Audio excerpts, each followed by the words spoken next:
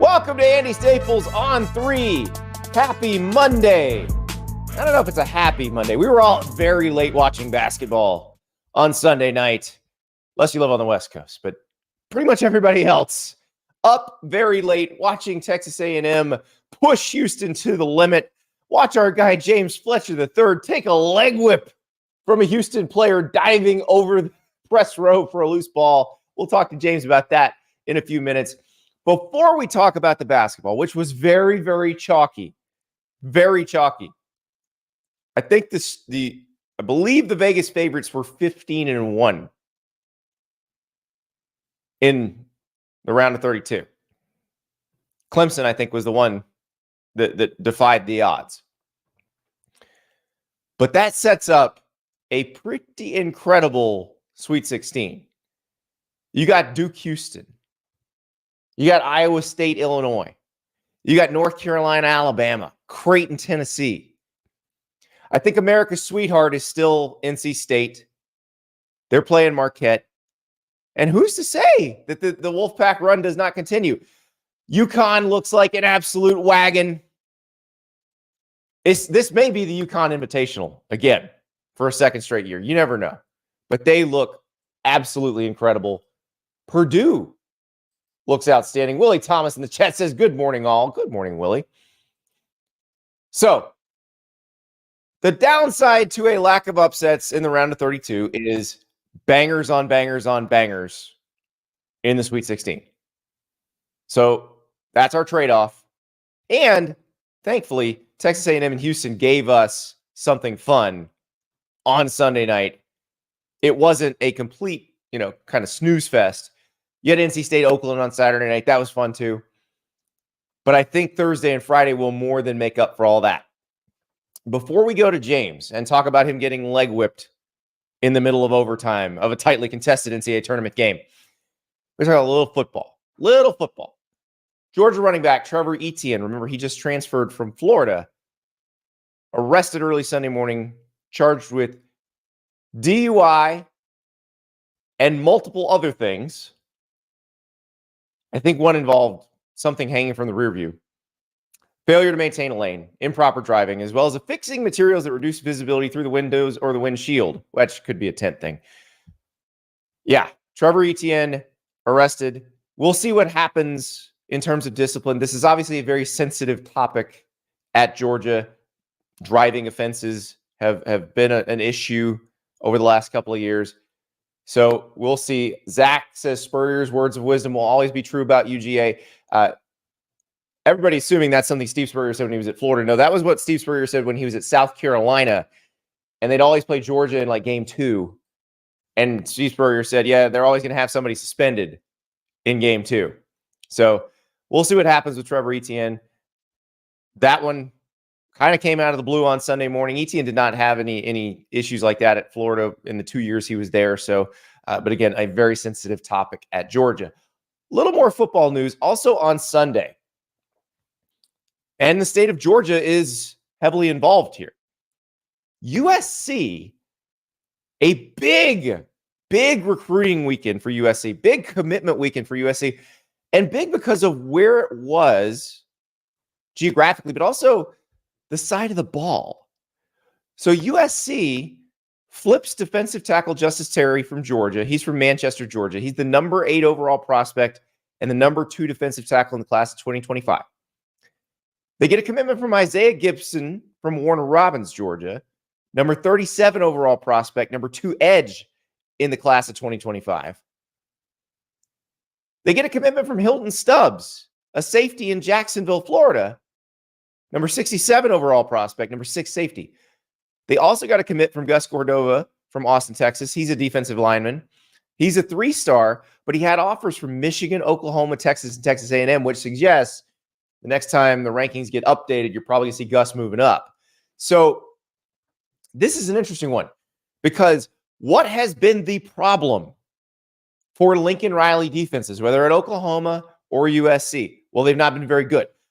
But if you were to look at root causes of that, one of the things, you can talk about the coaching, but they've just changed their coaching staff on the defense.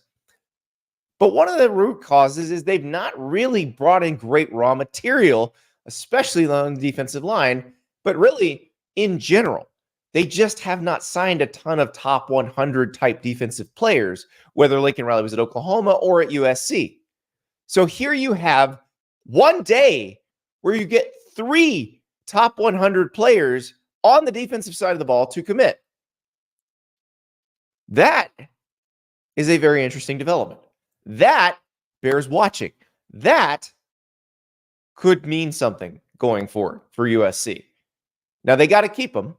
It's obviously March, so we'll see if they wind up signing with USC. But if they do, this is what USC has needed to do.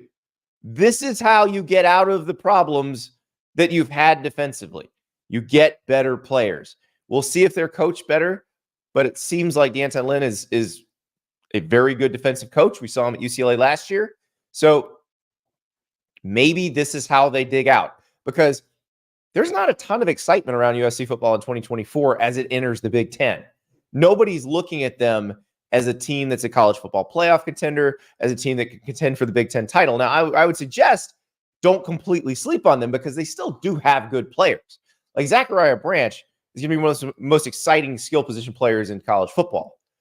But defensively, it doesn't feel like they're ready to take that step forward yet from a personnel standpoint. Maybe they're going to start doing that, because this is different. This is not what they've been doing historically under Lincoln Riley in recruiting. This is a very different situation. So it bears watching. Bears watching. I'm going to be in Nashville this week talking to all of our guys. May have to get Josh Newberger, Duke's the Scoop, on to talk about this recruiting heater. Duke's I want to talk about because he's a Georgia guy. And to see these guys from Georgia going to USC, and remember, they've got a quarterback from Georgia in the class of 2025 as well. So it does feel like there's a little, Atlanta West going on. Oh, one of those guys from Warner Robins. That's very middle Georgia. That's where the Buc-ee's is on I-75. They don't want to be lumped in with Atlanta. But it is a lot of Georgia planning to head to USC, and I think that's very, very intriguing. You know what else is intriguing? Watching the NCAA tournament, especially these Sweet 16 games, which are going to be awesome.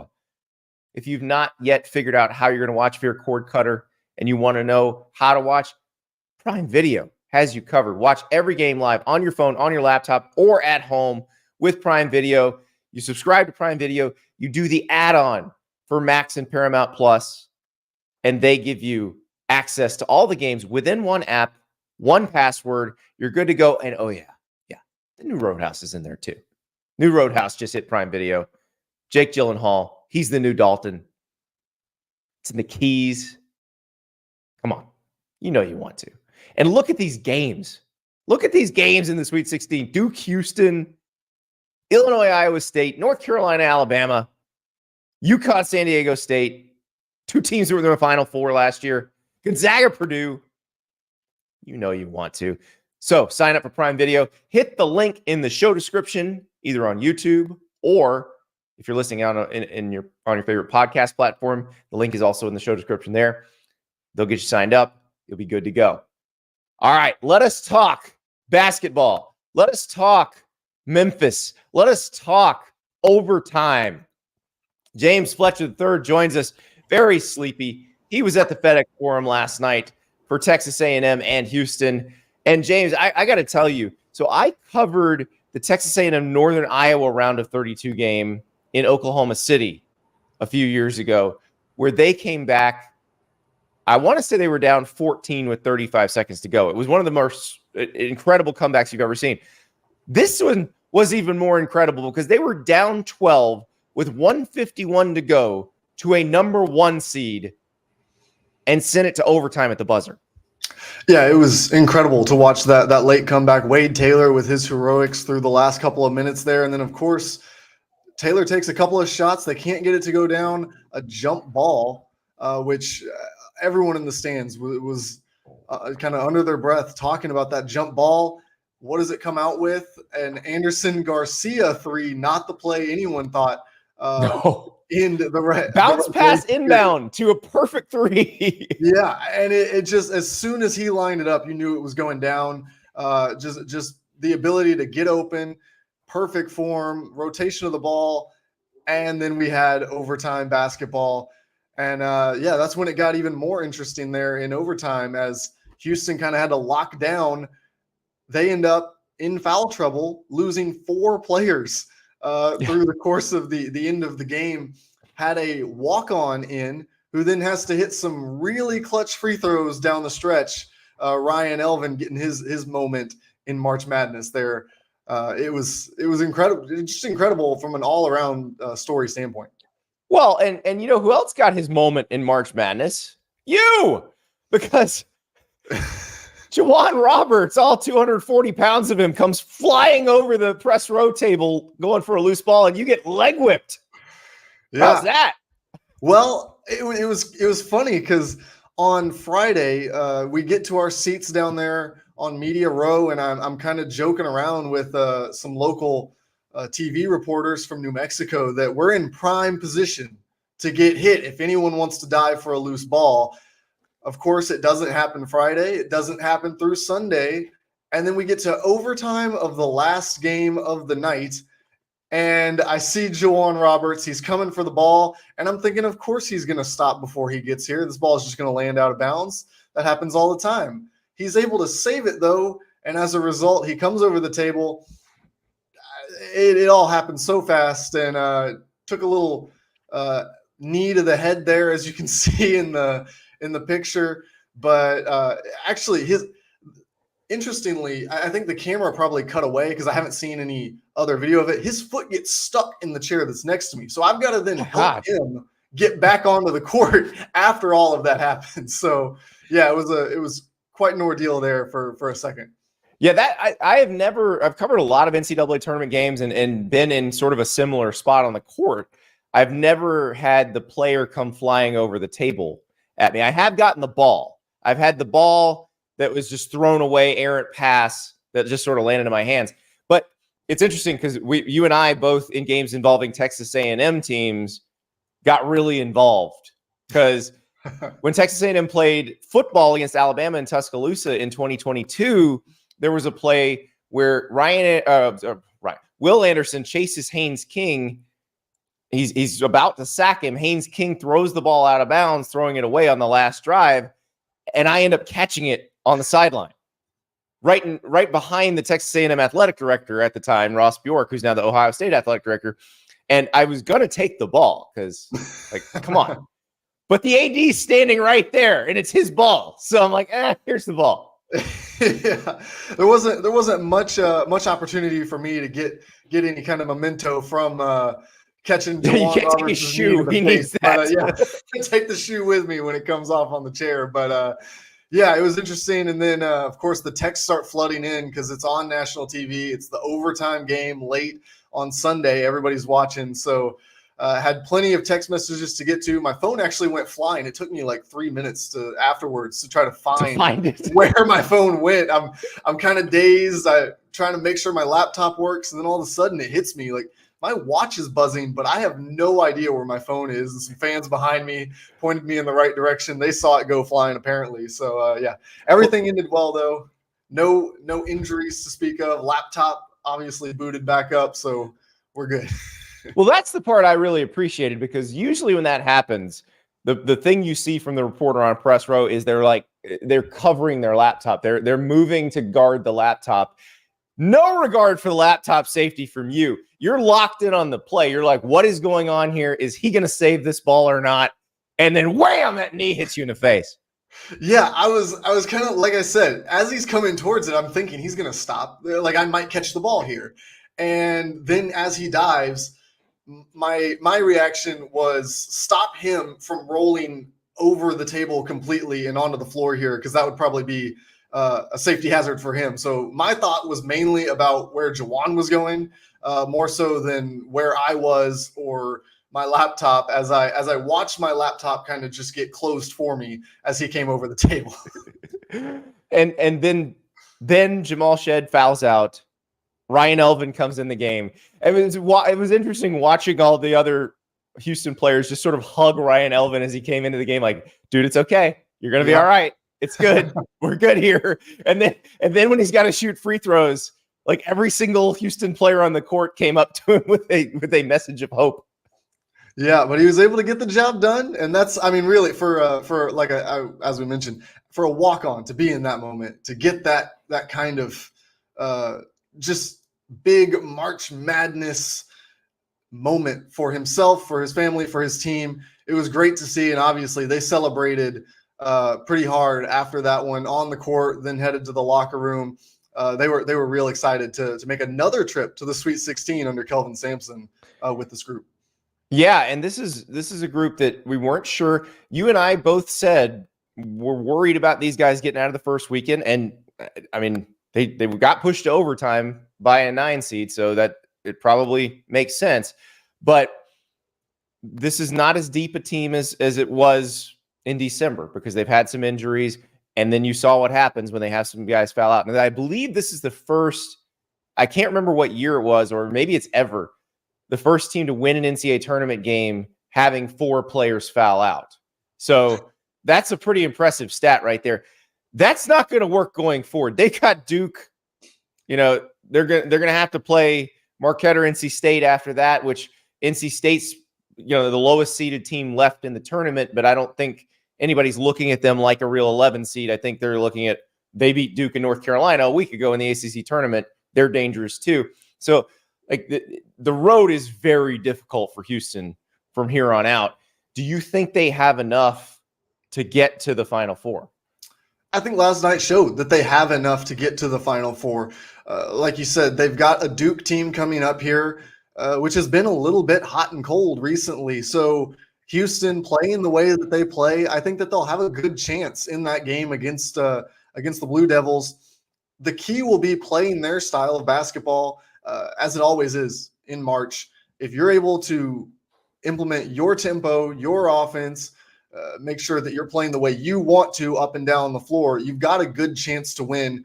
And this Houston team, number 1 at KenPom, number 1 in the net, the analytics are behind them. They might not be the deepest team in America, but you don't really have to be in March unless you have 4 guys foul out on your way to overtime in a big game late at night. So I think that as long as they can avoid kind of the outside things that happened in that Texas A&M game from happening again, avoid foul trouble a little bit more, try to keep it from going to overtime as you always do, I think they'll be in a much better spot against Duke. And then in the bottom half of that bracket, you're going to get a Marquette or a NC State. So I think right now, and this is what Kelvin Sampson would tell you, they're taking this one game at a time. They're focused on Duke, and they're going to lock in on what they can do to disrupt that team here in the next few days. Well, Jared McCain, I doubt he's going to have the kind of explosion he had against James Madison, but he was incredible. Like, there was a moment where it looked like he was going to outscore James Madison by himself in the first half. Yeah, Duke really showed up this weekend. There were questions about them, plenty of people picking them to get upset in the first week or two here. They face Vermont, then they face James Madison. They kind of avoid Wisconsin in that draw.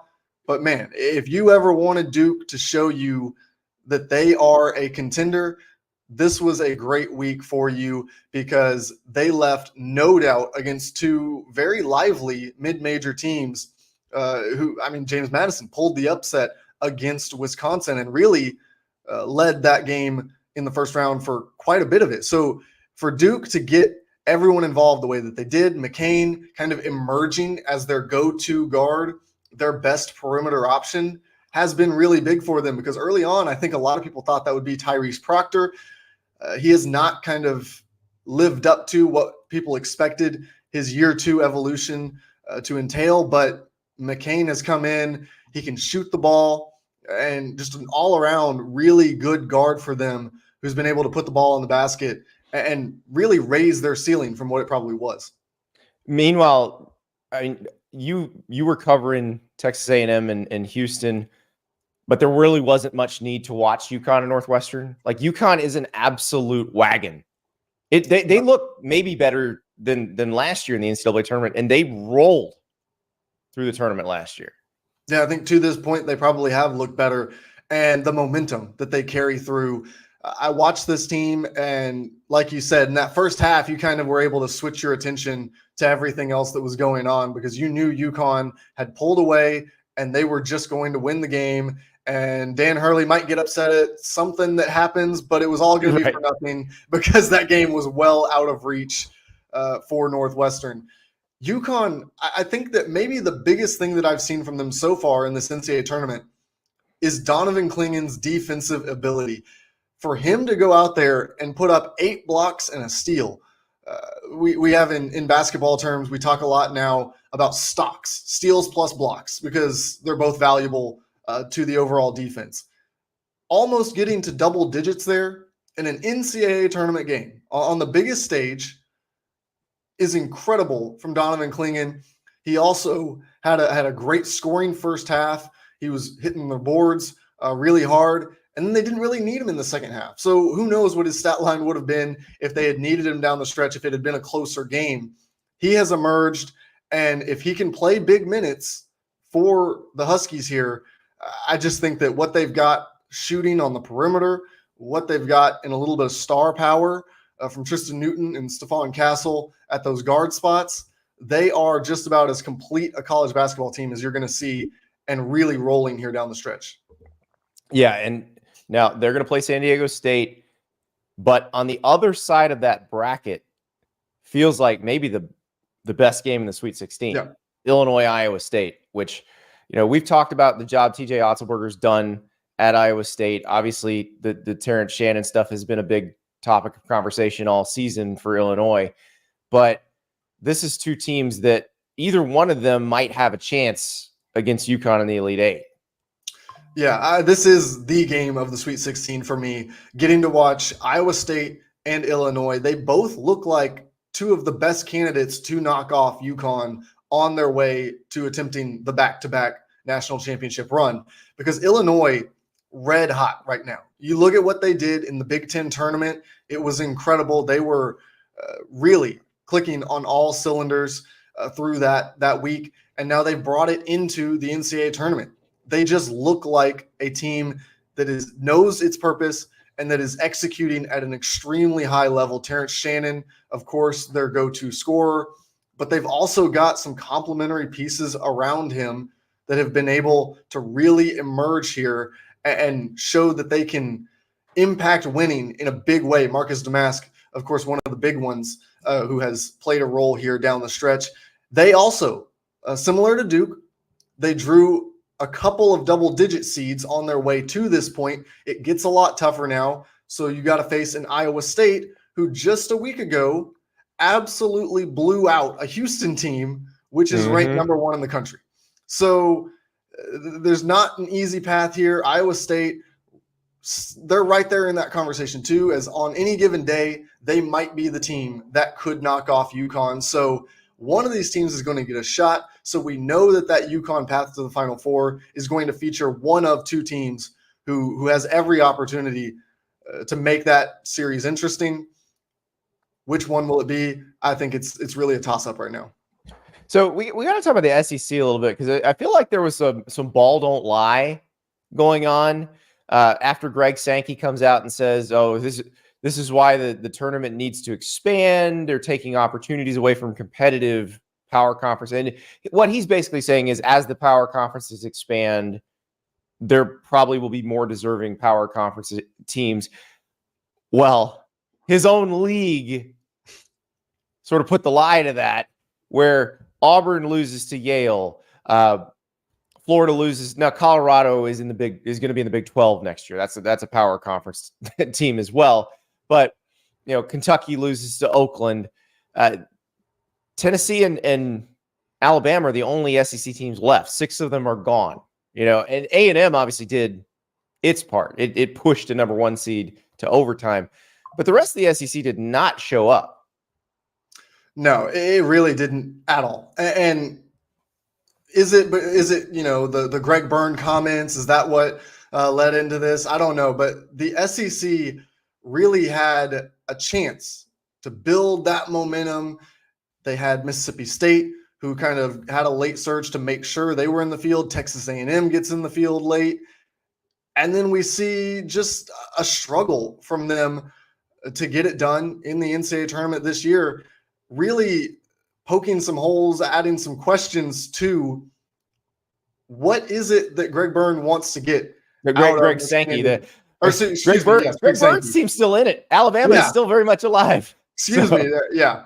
Too many Gregs in the SEC. But what is Greg Sankey looking to get out of this? Because if you add in Texas and Oklahoma, who will be there next year, Oklahoma wasn't even in the NCAA tournament field. And Texas, they went out to Tennessee, mind you, but they went out in the first weekend of the NCAA tournament. So there's a lot of questions that are going to be raised about the SEC after this performance.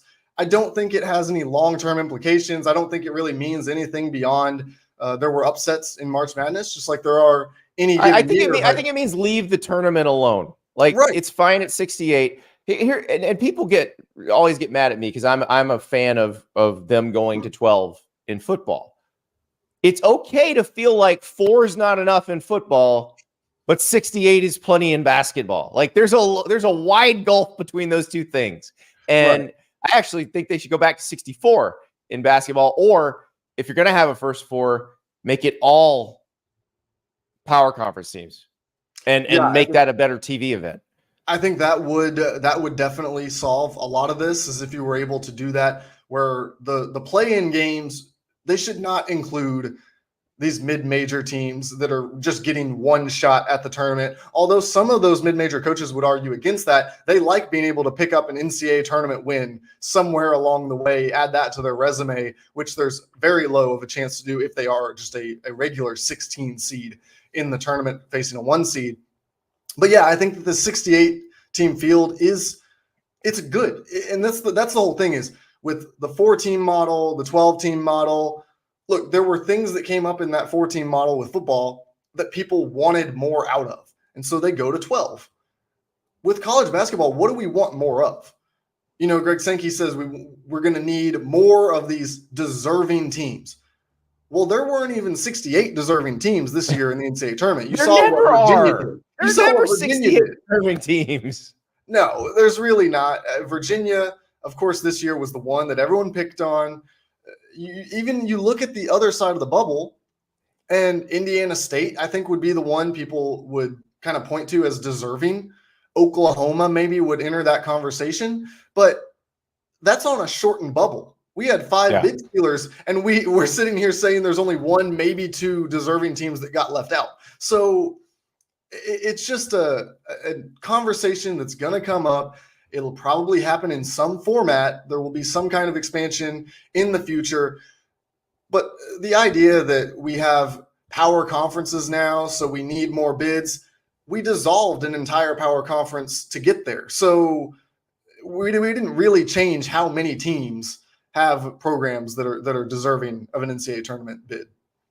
So Michael Wilder in the chat, but everyone said the ACC was weak this year. And yeah, Duke and North Carolina looking awesome right now. And NC State, again, like, would it surprise anybody if NC State winds up in the Elite 8 or the Final 4? Yeah, and how about Clemson? Clemson in that, you got 4.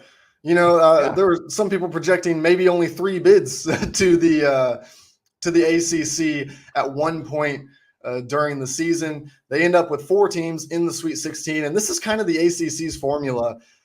But I think it's something that needs to change for the ACC if they're going to continue in the way that they want to. Because, yes, they got 4 teams into the Sweet 16. It's a great story. But if you look at it, NC State really had no business being there in the first place. If they don't go on a magical run through March, they never even get an opportunity to play in the NCAA tournament. So this conference, don't let 4 teams in the Sweet 16 overshadow an entire season of work. They've got things that they've got to get figured out from a depth standpoint in that league. They've got programs that have been down for a couple of years now. Yeah, Louisville, Syracuse, they need to get back. Florida State even. Leonard Hamilton just kind of fell off a cliff there in recent years. So you've got to get those teams back into the pinnacle of college basketball if you want to be what you were. But yeah, in terms of March Madness success, Duke and North Carolina always going to help you, and then getting some help from Clemson and NC State is great for that league. Well, what happened to Clemson? Because they're the one team that has really defied everything this tournament season. And look, with NC State, we've seen it can go either way. And we saw it with Auburn. Like, Auburn looked great in the SEC tournament, and this happens every year where a team looks fantastic in its conference tournament and then lays an egg in the NCAA tournament. That's what Auburn did. NC State, meanwhile, has the incredible run through the ACC tournament, and they continue it into the NCAA. Now, part of it is they played Oakland and not Kentucky, probably. Yeah. Now, they could have beaten Kentucky for sure. They can beat anybody. But Oakland pushed them to overtime, and it was looking pretty dicey there for a minute for the Wolfpack. But they've been pretty good, and I can see them beating any team in their region from here on out. So that one's an interesting one to me. But it is interesting to see like the difference in when you have that run through the tournament versus when you've just been great all season. Yeah, these Clemson guys, opening day before the games were played on Friday, they had a little practice and they talked to the media, and they gave you the kind of cutaway line that every team gives entering March Madness when they lost early in their conference tournament. They said they got back in the gym, they had really good practices, they're playing as a team now, They figured out everything that was wrong, and it's going to be magically fixed for the NCAA tournament run. And you kind of just file it away. Yeah, like that's what they're trained to say for years and years and years. That's what they're told is the correct thing to go up in front of a microphone and tell the reporters. But they really seem to have done that. It seems like this team is playing in a different way. They're playing more as a team, first of all.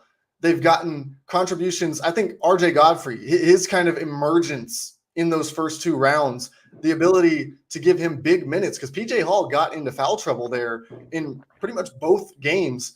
RJ Godfrey came in. They didn't really miss a beat.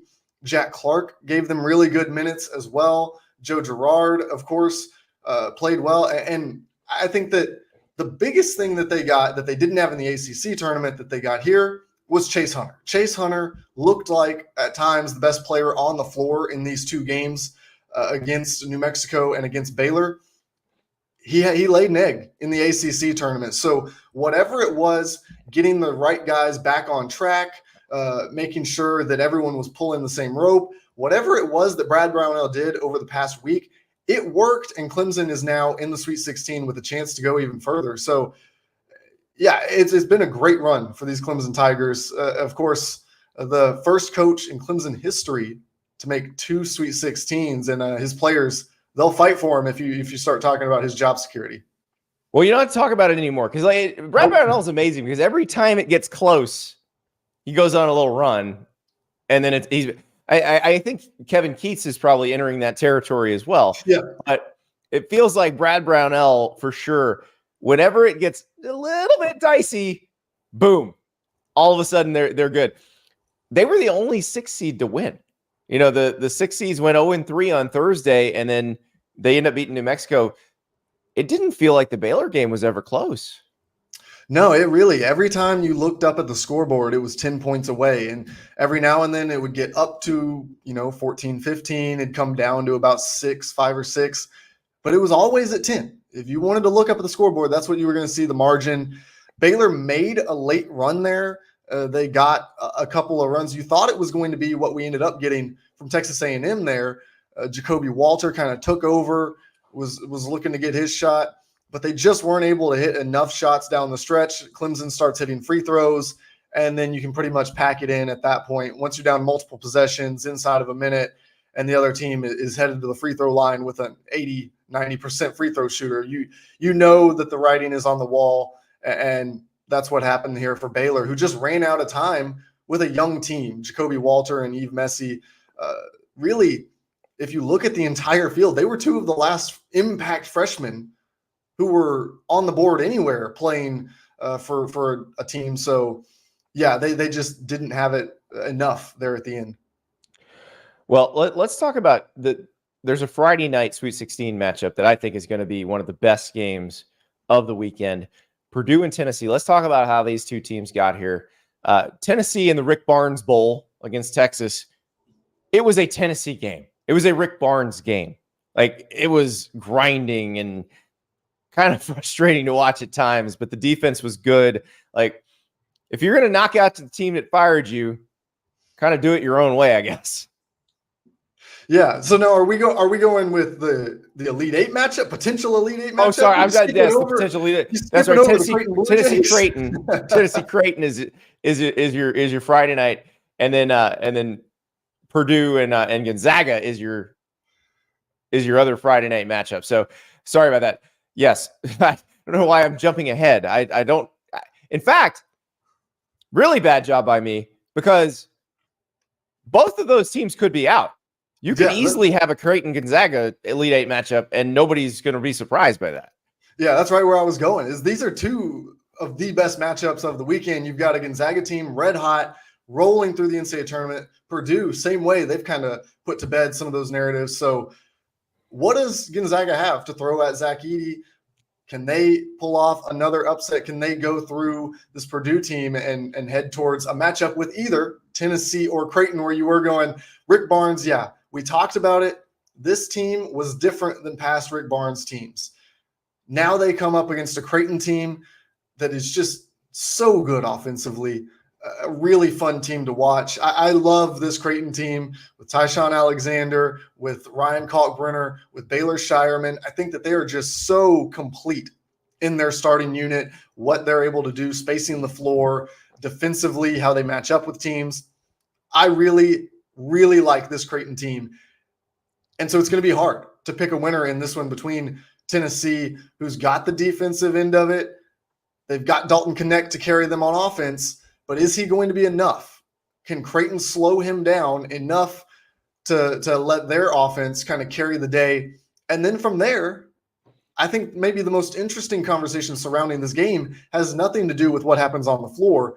But if Tennessee were to lose, where does that leave us in the Rick Barnes discourse about March Madness success? Because he got through those first two games. He made it through the opening weekend. But I think the expectation with this Tennessee team is to go further than here, to make at least the Elite Eight.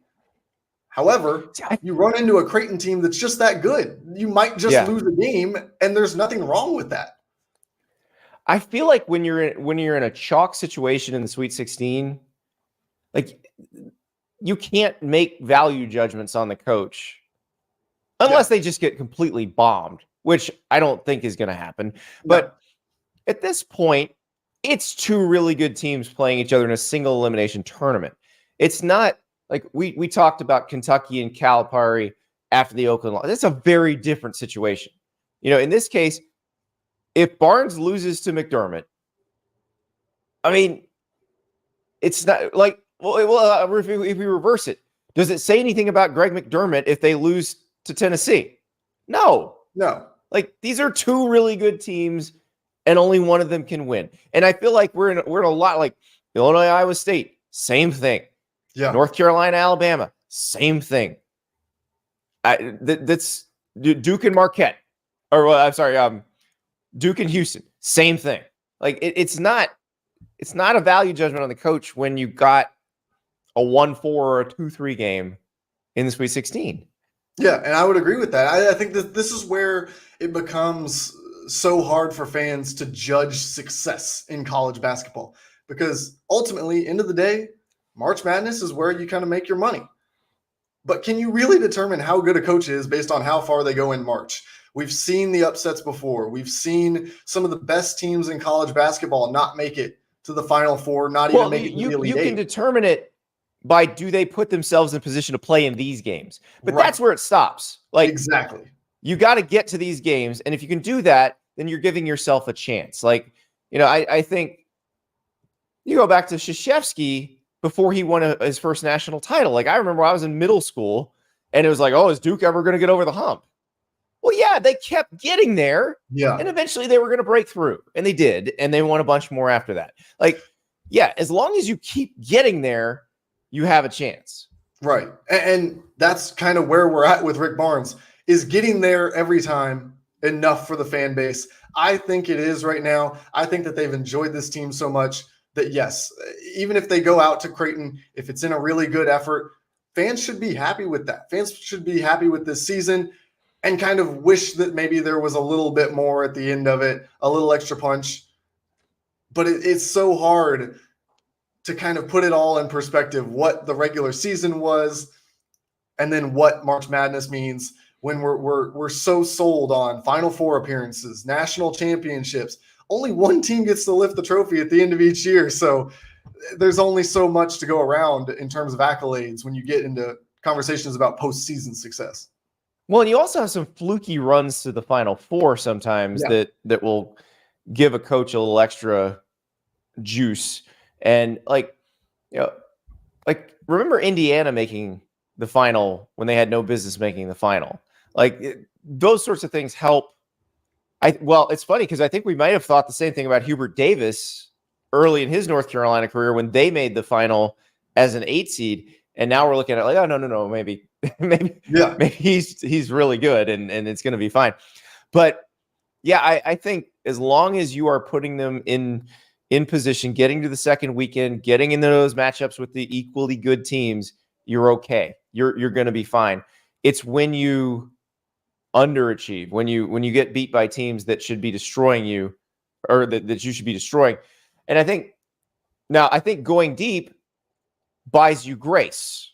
Yes. Nobody's mad at Bruce Pearl right now. I mean, some Auburn fans are disappointed that they lost to Yale, but he took Auburn to the freaking Final Four. Auburn, he took them to the Final Four in 2019. That carries for a while.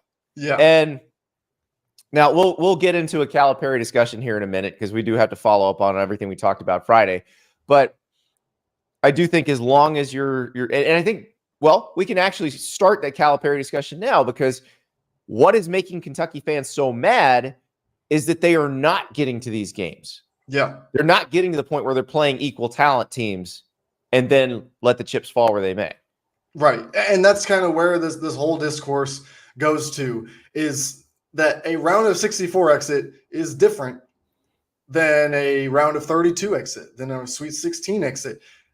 And the round of 34 exit, you can excuse it. Like you said with Bruce Pearl, nobody's mad at Bruce right now in terms of a long-term fit at Auburn. People are mad at John Calipari because it's happened 2 out of 3 years. They've had very little success over the last 4 to 5 years in the NCAA tournament period.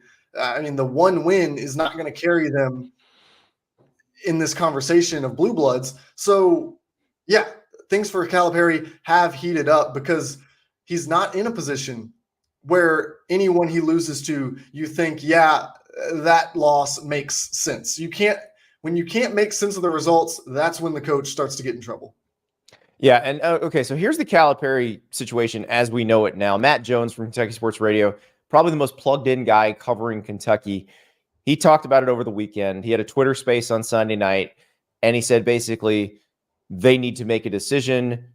They were a little surprised. It sounds like the Kentucky administration was a little bit surprised at how angry everyone was, at how many people are out on Cal, and they have to choose. Now, the video that we did on Friday, James, got passed around a lot where I talked about the buyout math, where it's $33 million. It sounds like a ton of money. It is a ton of money, but if things break the right way, it's not that much because he has an offset. He could get another job.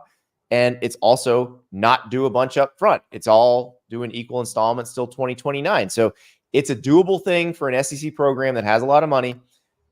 The question is, do they want to do it? And the discourse over the weekend was very interesting to me. And I'm sure you saw a lot of it too. Yeah. I don't know if a lot of people understand how coaching changes work, and especially Kentucky, where if you think about it, Cal's been the coach there since 2009. Mark Stoops has been their football coach since 2013. They have not been on the coaching change roller coaster nearly as frequently as people who follow other schools. So, how coaching changes work now, it's not the same. Because I saw a lot of, if you fire Cal, then all the recruits are going to leave. And I'm like, well, of course. Yeah. The new coach is going to want to bring in his own players anyway. Right.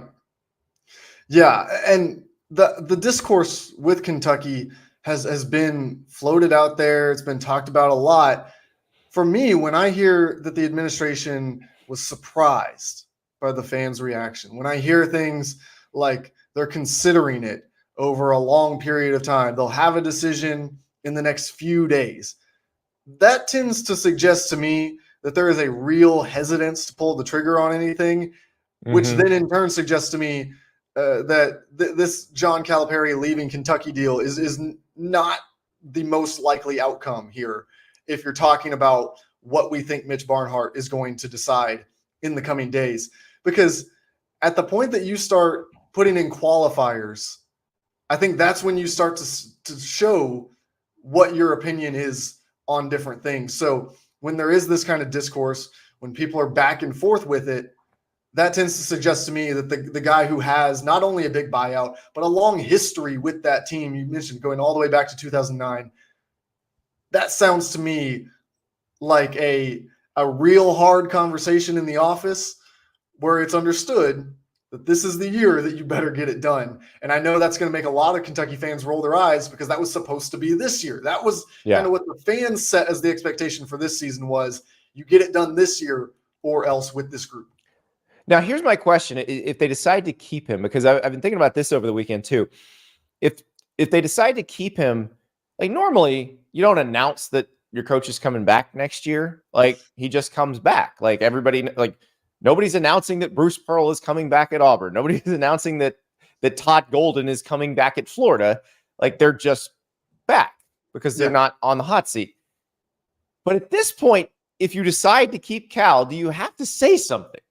Yeah. Like, do you have to explain why? 100% you have to say something. And I think you have to set the expectation too.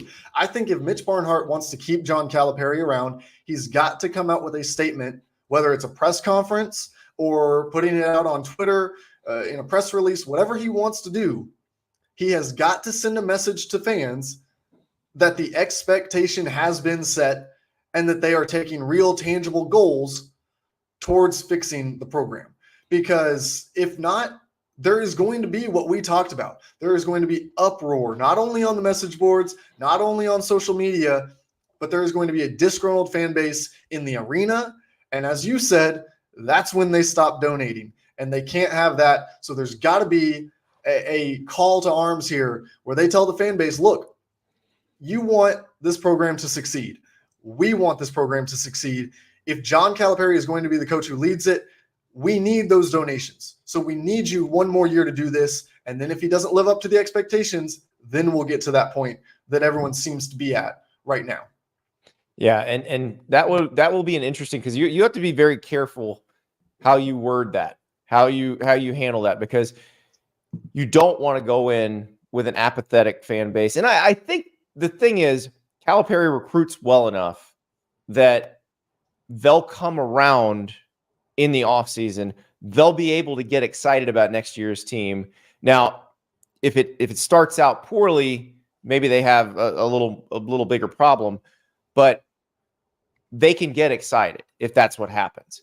But I still, like, the longer this goes, you think it's, the longer it goes, the more it heads toward Cal coming back. I think the longer it goes, the more it heads toward Cal not coming back, because it's not football. Like football, you have to make the decision now, because of the way the season works. Like you have to fire the person right after the season ends if you're going to make a change at all. Otherwise, you've missed your window.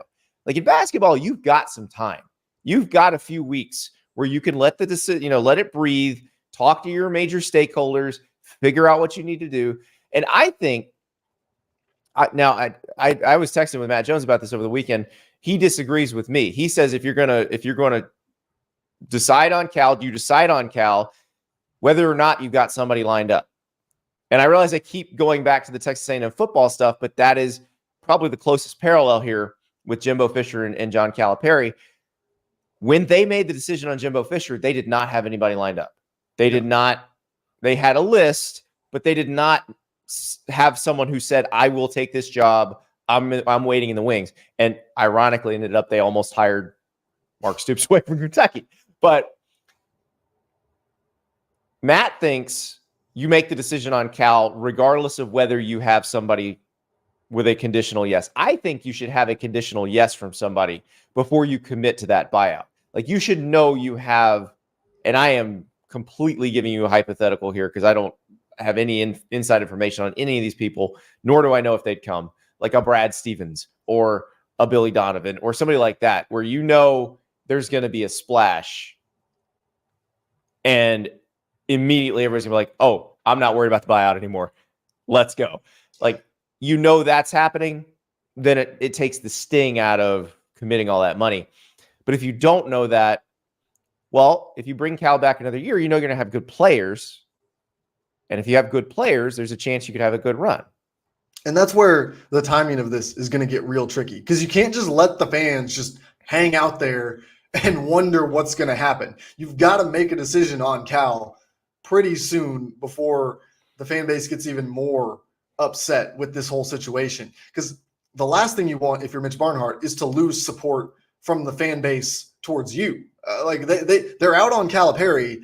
Mitch Barnhart can't afford to have them turn on him based on what he decides or the process that he goes through here. So I think that's where, like you said, it gets real hard, because a Brad Stevens or a Billy Donovan, well, they've got the NBA season to play out. That's not going to get done for the Bulls until at least mid-April.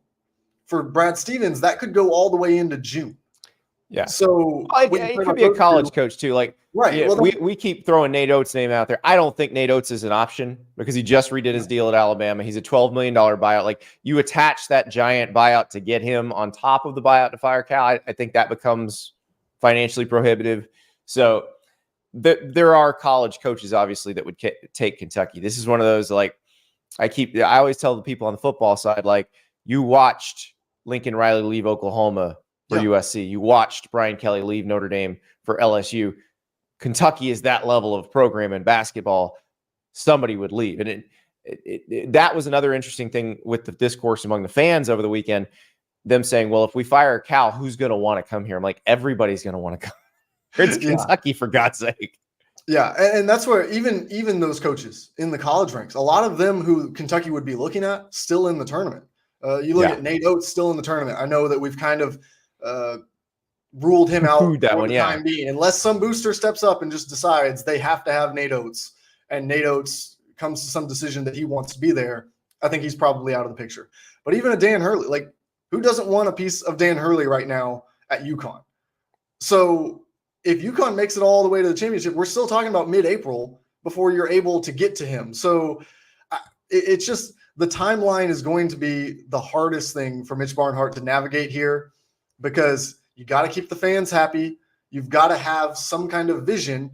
You've got to have for the transfer portal. I mean, that's what they need. They need to add transfers. But if the transfers don't know who's going to be the coach, nobody's going to be taking official visits there. Nobody's going to be signing on to play for them until it's all resolved. So they've got to get this figured out as quickly as possible to set up next year's team and the future of the program, whatever that path is. That's exactly right. Now, one program that does know what its future will be is Michigan. They have hired Dusty May from Florida Atlantic. Remember, Dusty May took Florida Atlantic to the Final Four last year. And Dusty May had a choice here. He had a choice between Louisville and Michigan. Louisville, obviously, if we're talking about more of a blue blood basketball program, that's Louisville. But Michigan's in the Big Ten. There's more money in the Big Ten. Probably, kind of equally recent success. They played each other for the national title the last time one of them won a national title. So I think this is an interesting decision, though. Were you surprised that Michigan was the one he went with? No, I wasn't surprised with that. I knew it was going to be kind of the Dusty May sweepstakes, like it was billed. It was going to come down to Michigan, Louisville. I know Vanderbilt kind of got thrown around in there. I don't know what the situation surrounding them being mentioned, whether that was a fallback for him or what the case was. But yeah, we knew Dusty May was going to move jobs, and we knew he was going to get one of the biggest ones on the market. And here he lands at Michigan. I think he'll do a really good job there. For Michigan, I think they can look forward to kind of a new era, turning of the page. Things got stale with Juwan Howard as the head coach, but now you bring in a Dusty May, everything's going to change in that program. It's going to be run differently. He's going to have his own ideas, a fresh way to look at things, and now we'll see is he able to overcome some of those hurdles that got in the way of Juwan Howard in those last couple of years? I know everyone wants to talk about the admissions at Michigan. That became the big deal when it came to basketball. So can Dusty May land the right transfers to bring in that can get enrolled and impact winning for the Wolverines here early on as they come into a new conference? Pretty much, it's still the Big Ten, but you've still got to face Oregon, UCLA, and USC.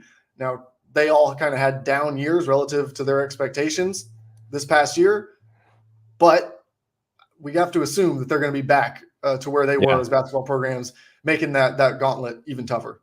Yeah, and that discussion about the admissions thing was really interesting, I thought, because everybody assumes that certain schools have higher admissions, but in this particular case, it's not like Michigan, if you cover their recruiting enough, in terms of getting guys out of high school, they can get most of the guys they want.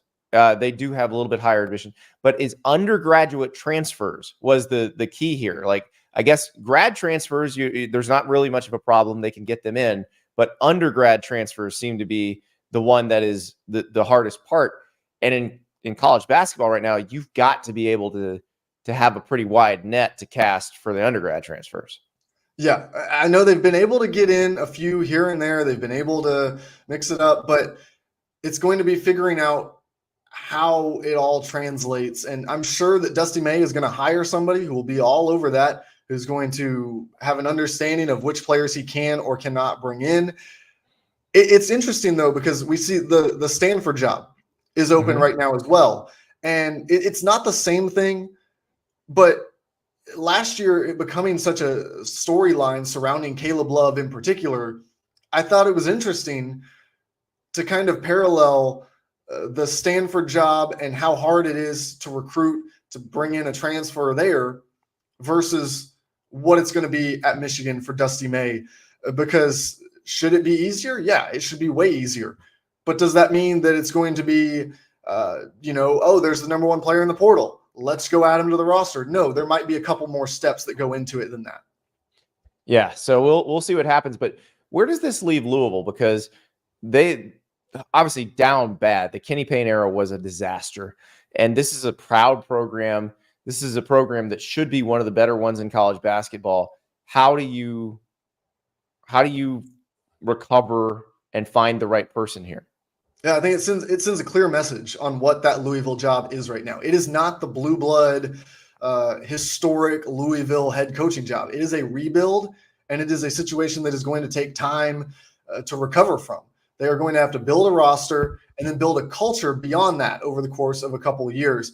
So I think that they're still going to be in the mix for quite a few good names, whether that's a mid-major coach who is up and coming, who just can't look past this opportunity, a disgruntled coach at another school who has maybe had some success but is frustrated with whatever his situation is at his current program. They're going to be in the mix for a few of these guys still, and somebody is going to take on this program, the history of it, and then the resources that are going to come behind it, because this fan base is ready to get back to winning. They're going to be motivated to give the coach whatever he needs to find success. All right, James, we're putting the first weekend in the NCAA tournament to bed. Thursday and Friday looking like a lot of fun. Give me a 1, 2, 3. Your 3 favorite Sweet 16 matchups. All right. Well, so we're going to go. Number 1 is going to be Illinois and Iowa State. Like I said, it kind of paves the path for UConn there. They're going to have to get through one of those two teams. They're both really capable of pulling off an upset. So watch that one to see which team gets that opportunity. Second, we're going to go with Tennessee and Creighton, the Vols. Like we said, trying to make that deeper run, but this Creighton team is in their way, is really, really talented. They're capable of making a deep run themselves. And then last, I'm going to go with North Carolina and Alabama. I know we didn't talk a ton about that matchup, but this Alabama team, I think it's really interesting because coming into the tournament, probably felt like the most upsettable Alabama team in recent years. You put them right alongside that team that lost to Notre Dame in the first round of the NCAA tournament a few years ago, because they have struggled defensively. But that offense is so good, and the bracket fell just right for them, that now they've got an opportunity to make the deepest run in the Nate Oates era by pulling off one upset here against North Carolina. And this is, if you remember, this is the side of the bracket that we felt like there was going to be chaos. We didn't know what it was going to be, but we felt like there was going to be chaos. Maybe this is what happens that kind of busts everyone's brackets in that West region this weekend. Well, it's going to be very, very interesting. Cannot wait. Chalky first weekend gives you a massive, massive Sweet 16. James, we will talk to you later in the week. All right. Sounds good. And we will talk to all of you later in the week. We got a lot planned. Got some campus visits for me for football. We're gonna have some fun this week, and got a very special guest on Tuesday. Kansas football coach Lance Leipold. If you've not heard him talk before, you will understand why Kansas went from the worst program in the Power 5 to really good, really fast under Lance Leipold. He just gets it. You will hear him on Tuesday. We'll talk to you then.